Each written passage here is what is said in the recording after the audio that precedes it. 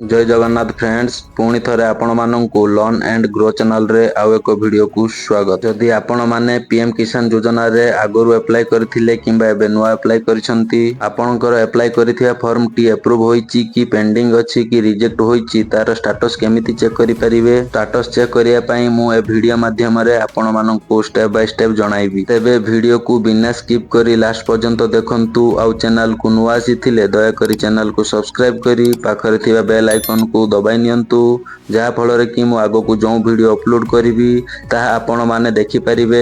चलंतु आउ लेट न करी वीडियो को स्टार्ट करिबा।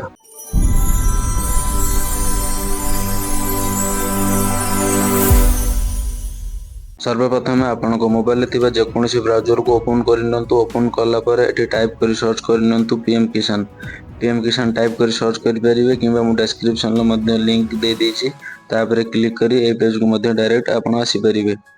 ए पेज को आसिला परे एठी फर्स्ट वेबसाइट रे click करनेबे pmkisan.gov.in।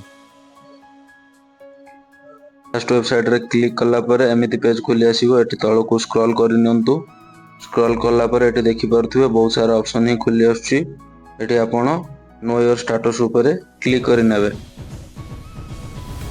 Know your status ऊपर क्लिक करला पर एठी आपनकर रजिस्ट्रेशन नंबर टी एंटर कर नेबे। दे जायथिया कैप्चर कोड टी एंटर कर नेबे। तापर गेट ओटीपी ऊपर क्लिक कर नेबे।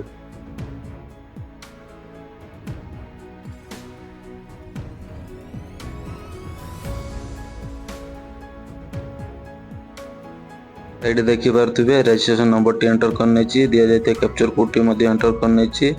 तापर गेट ओटीपी पर क्लिक कर नेबे।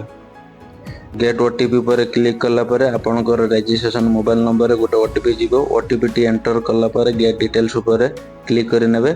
गेट डिटेल्स ऊपर क्लिक करला पर आपनकर स्टेटस आपण चेक करि परिबे। जदि आपनको पाखरे रजिस्ट्रेशन नंबर टी नथाय तबे कोन करिवे ना नो योर रजिस्ट्रेशन नंबर ऊपर क्लिक कर नेबे।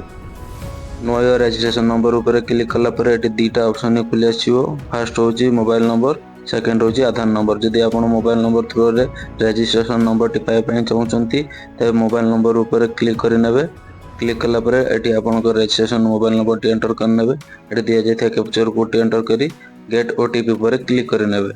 गेट ओटीपी ऊपर क्लिक करला पर आपनको रजिस्टर मोबाइल नंबर गोटे ओटीपी आसीबो। ओटीपी टी एंटर करी गेट डिटेल्स ऊपर क्लिक कर नेबे। गेट डिटेल्स ऊपर क्लिक करला परे आपनकर रजिस्ट्रेशन नंबर टी आपनको शो करिवो। जदि आपण आधार कार्ड नंबर अनुसार रजिस्ट्रेशन नंबर टी पाइ पई चाहउचंती तबे आधार कार्ड नंबर ऊपर क्लिक कर नियंतु। आधार कार्ड नंबर ऊपर क्लिक करला परे एठी आपनकर आधार कार्ड नंबर टी एंटर कर नियंतु। दिया जायथिया कैप्चर कोड टी एंटर करी गेट ओटीपी ऊपर क्लिक कर नियंतु।